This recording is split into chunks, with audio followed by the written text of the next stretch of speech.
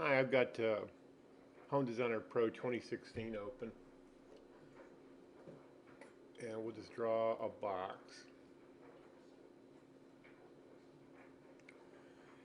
Okay, and you can see all the roofs is on, and I put a hip roof on it. Now you said your building was 20 by 20, so I'll click on that wall, click on this dimension. Oh, I got a metric plan. Hang on a second. I didn't notice that. File new. Last thing I did was metric. Okay. Sorry about that. Okay. So we'll draw.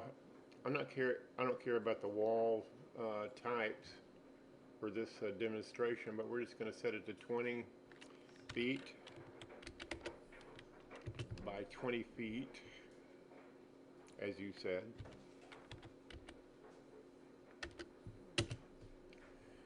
A square building. Okay, and you can see, whoops, I got a little pigtail there. You can see in the camera view, it just makes this a perfectly square building. Okay, I'm going to go back to your post. Now you said for a garage outbuilding, I'm trying to have one corner of the building have an open area covered by a continuous roof line. You didn't say how. Okay, the dimensions of the open area. Footprint is 20 by 20 of this, I guess, entire structure. I don't know. Right corner open 8 by 8. I don't understand that. I don't know what you understand what you mean. I was able to insert it. Okay. Sounds to me like you want all of this covered with a roof. I think it'd probably be better if we make this a gable roof. So I'm going to go to the roof tab of those two walls I opened up and tell them to be full gable walls. And that gives us a gable roof over the thing. Now, I think what you want, I'm going to turn off auto rebuild roofs. And I'm going to move, I'm guessing now, but I think you want to have part of this 20 feet, I would assume this way. So I'm going to chop off 8 feet and make this just 12 feet wide, like that. See, the roof's still there. Now, this area here, I'm going to use railing walls. I'm going to draw the first one like that. I'm going to open that one to tell it what kind of railing wall to be, and we'll go over to rail style, and I want it to be a post to beam. We don't need the railings because as far as I know it's not high off the ground, so we'll turn no rail, and now we got posts and a beam. I'm going to go to newels and balusters next and tell those to be 8 by 8 posts. I think that's what you meant, 8 by 8 posts. And the beam above, let's see, that's over on rails. Where is that? Oh, maybe Home Designer Pro doesn't have a rail tab like Cheap Architect Premier does. Rail style. Okay, that's good enough. Okay, one other thing under newels and balusters, I wanted. Okay, never mind. Home Designer Pro doesn't do that. Okay, so now I got that programmed, and I'm going to use this little deal here. That's you set it under Edit Preferences, and let's see. I think it's under Architectural.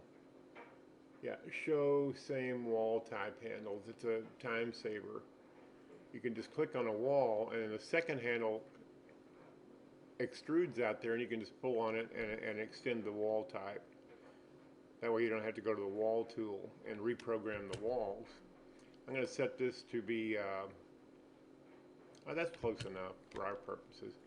So this will be, oh, excuse me, wrong one. This will be a garage.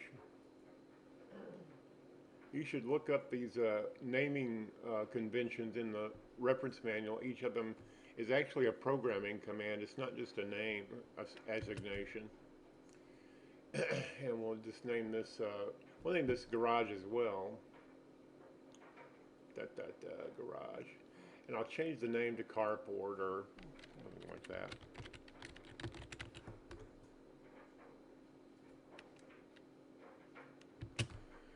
Okay, one other thing. I'm going to put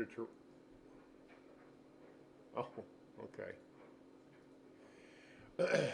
I'm going to go over here and to terrain and build, create a terrain perimeter. I just like to put those in because it gives you a sense of reality. See, there's the thing that's kind of high out of the ground. Now we probably don't want these half posts here. That's a setting in the wall.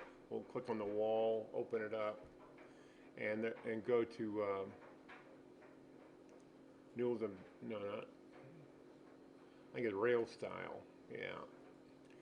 See, there it is. No half posted wall. I'm going to uncheck that and get rid of that half post. Same thing over here on this wall.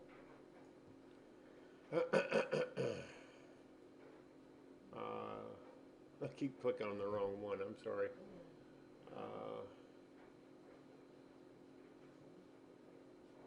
Oh, I got a room. I thought I had the wall, but I had the room. Let me hit the tab button. Now I got the wall. And we'll go over here and to rail style. There it is. No half posts. Now to control the number of posts here, you probably don't want 4. So you just click on the wall, open it up, and see there's a spacing here on Newell's and balusters. It's set by default at 96 inches. I'm going to set it to a large figure. I don't care what it is. And that'll get rid of the intermediate posts. So we just have one on each corner. The only other goofy thing here is this is so far out of the ground. Let's see what I didn't check to see what the floor level would be. But it's set at 0. So the terrain plane's off. Oh yeah, look at that. The thing automatically came in 20 inches below the floor 0. So we'll set that to 6. That's what's required by code, to be 6 inches above grade. And you can see we don't have a foundation under the carport. And also there's drywall on the edges of the carport walls. That's just something I overlooked. I'm going to shift select these walls and open them up to get one dialog box. Go to the material. See, there's an exterior wall.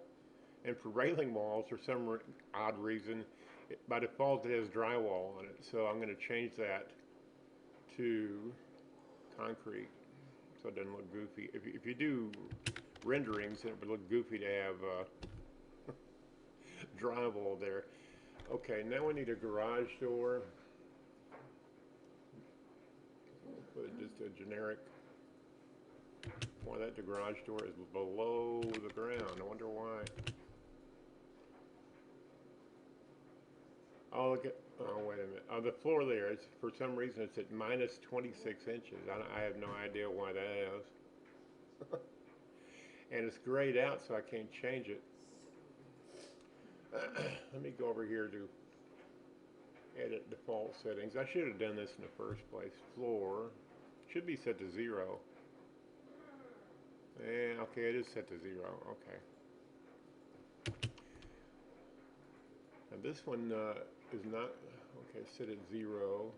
For some reason, this one's 26 inches below, well, fiddlesticks. And it's grayed out. I can't change it.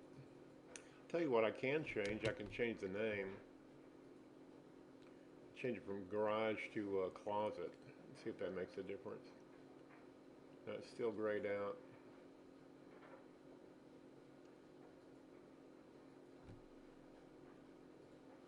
I'm just fishing here a little bit why that's messed up.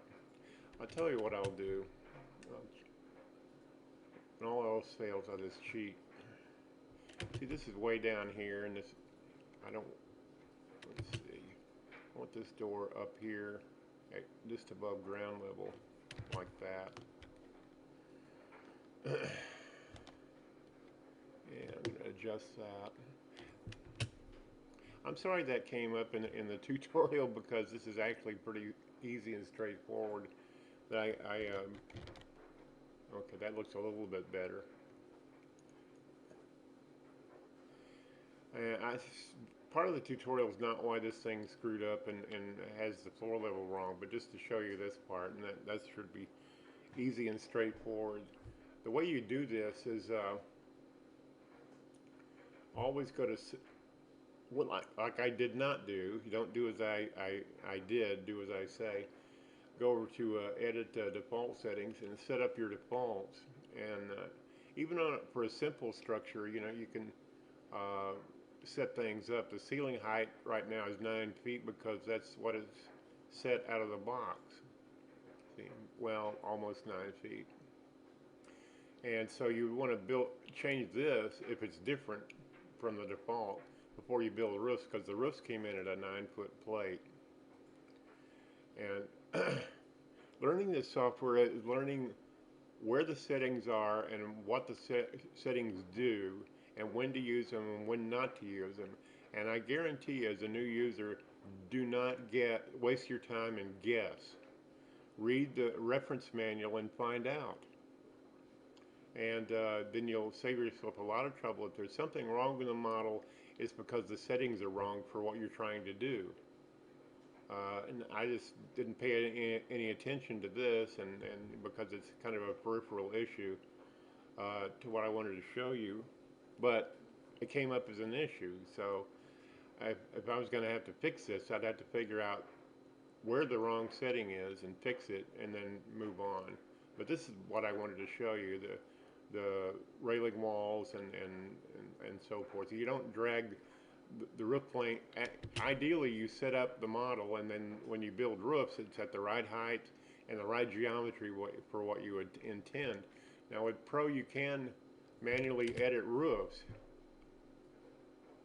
You know, you can do that, but it's a lot easier if you just set it up properly in the first place and auto rebuild the roofs, and only use manual editing to straighten up what was automatically generated. Okay. Well, I'm sorry about the problems I had without resolving them, but that wasn't really what the tutorial was about. Thanks for watching.